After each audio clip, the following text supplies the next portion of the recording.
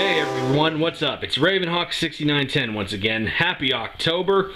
I have just got back from Memphis, Tennessee. It was a blast, and I will be working on my video of that trip here in a little bit, but I wanted to take a few minutes to show you some of the items I picked up while I was in Memphis. So we'll start with some of the smaller things. The first two items I picked up was this book, Illinois Central Main Line of Mid-America.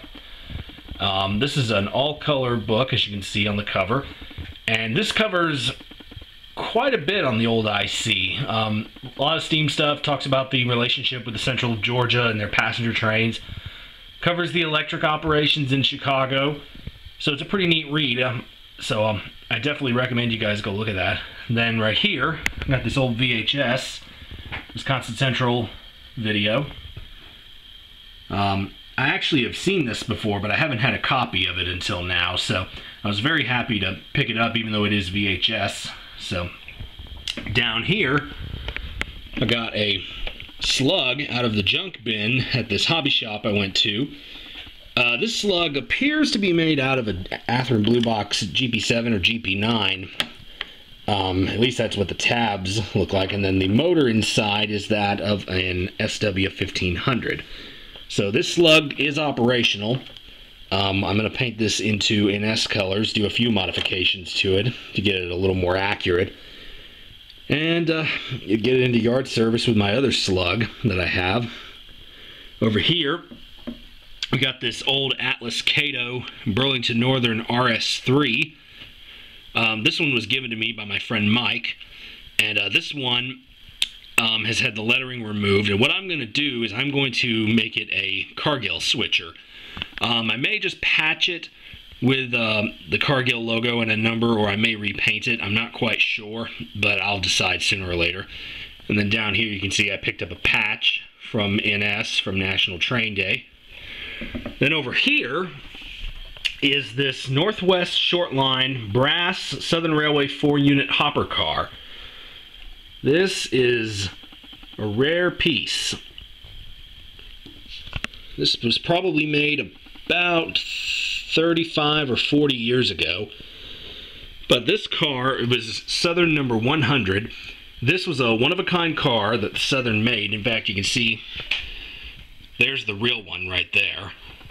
And this is a little printout that I got with the book, or with the car rather. And then this just talks about some of the things that the car was meant to do.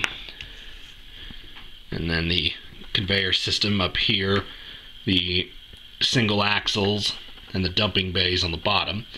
So this is a pretty neat car, and I managed to pick this up. I traded in my Conrail Heritage unit for this and the slug. So this is, I think I got a pretty good deal with this. It does need some work. It doesn't have couplers, and it doesn't have wheels. So I need to find some wheels for it, and then I'll get it into service. In terms of painting it, I am more than likely going to have a professional do this, because I do not have any experience painting brass, and if you mess up brass, the value just plummets. So I will probably send this off to a buddy of mine to get this repainted into the accurate scheme and probably get a coal load in it. But there you go. And then the last item is something rather unusual for my collection. This is a Lionel 2020 Pennsylvania Railroad steam turbine that was made around 1947 during the post-war era. Now, some of you guys are going to say, well, hang on a minute, why did you get this? You do HO. Well, yeah, but I've always been a fan of Lionel post-war trains, but I've never owned any. I have an old American Flyer set from that my uncle had when he was a kid, but I've never owned anything Lionel. And when I was at this same hobby shop that I got the slug and the hopper car from, I found this 2020 sitting on their O-scale layout. And it did not have a tender, and it does run, however, so that's good. So I talked to the owner and said, what can you do for this for me? And so we looked for the tender for it and had no luck. So he said, if you plop down 70 bucks, I'll give it to you.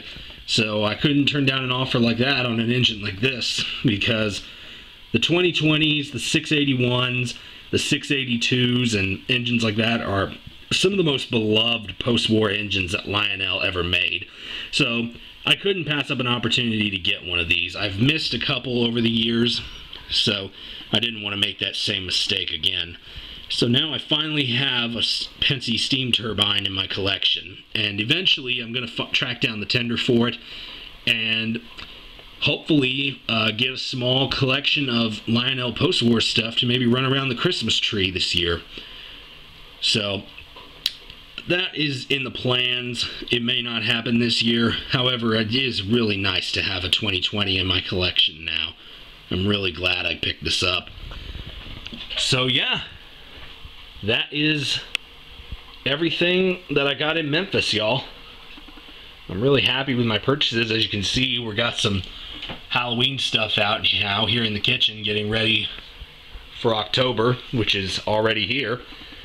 So not much longer until the end of the year, unfortunately. So until next time, thanks guys for checking this out, and keep an eye out for my Memphis trip log video, and that one should be up in a few days. And I've also got a couple of others that I'm working on right now, a couple railfan videos from about a month or so ago. So hopefully I'll get those up in the next few days. But thanks guys for checking this out.